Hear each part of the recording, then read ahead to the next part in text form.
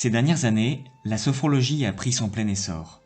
Pourtant, bien que beaucoup en aient déjà entendu parler, il est parfois difficile d'en savoir plus sur ses fondements ou bien même sur ce que l'on peut ressentir durant une séance. Est-ce de la relaxation, de l'hypnose ou encore une philosophie de vie? La sophrologie est issue d'un magnifique voyage dont le récit répond à nos questions. Le fondateur de la sophrologie est Alfonso Caicedo. Il est né à Bogota en 1932 de parents espagnols. Après avoir terminé ses études secondaires, il part étudier la médecine à Madrid. Se spécialisant en psychiatrie, il travaille à l'hôpital provincial de Madrid. Il trouve cependant certaines méthodes, comme le traitement par électrochoc, très agressives. Il remarque que bien souvent, celle-ci se base sur la perte temporaire de conscience.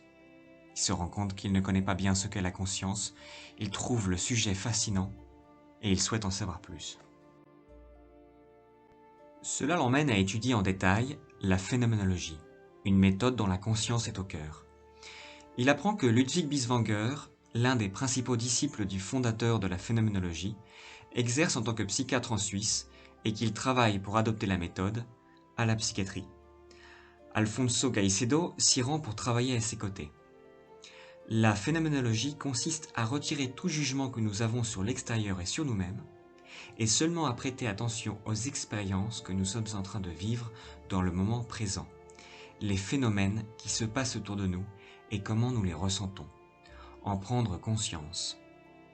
Binswanger lui recommande par ailleurs de se rendre là où la conscience est étudiée depuis des millénaires, en Orient. Le yoga, le bouddhisme, le zen ont beaucoup à lui apprendre. En 1965, il décide de poursuivre ce voyage déjà bien commencé d'investigation de la conscience en Orient.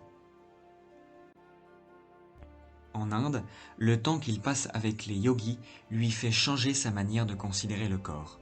Lorsque l'on vit une émotion, notre position corporelle en est influencée.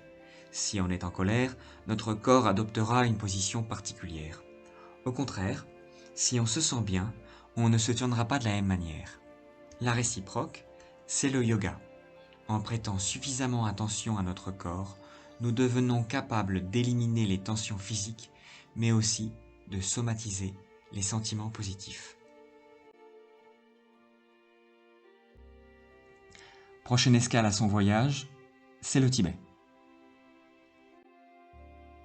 Par la méditation, les moines lui apprennent à contempler ses pensées, les positives, mais aussi les négatives bien sûr.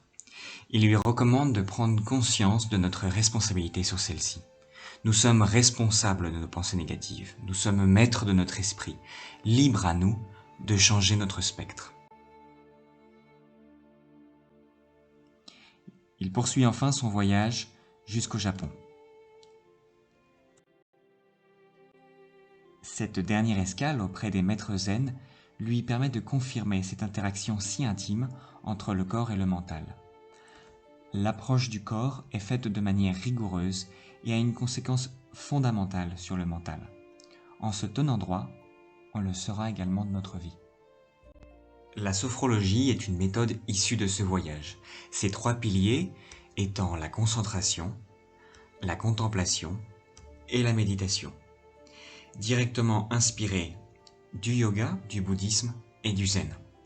Et l'approche est celle de la phénoménologie. Dans la pratique, cela consiste à adopter des postures très simples, puis de suivre une méditation guidée par la voix du sophrologue, le tout dans le but de connecter avec notre corps. Et enfin de passer par une phase d'échange sur les émotions ressenties lors de la séance. Améliorer la compréhension de ces émotions, renforcer la confiance en soi, mieux gérer son stress ou encore se préparer à un événement sont quelques exemples d'application de la sophrologie.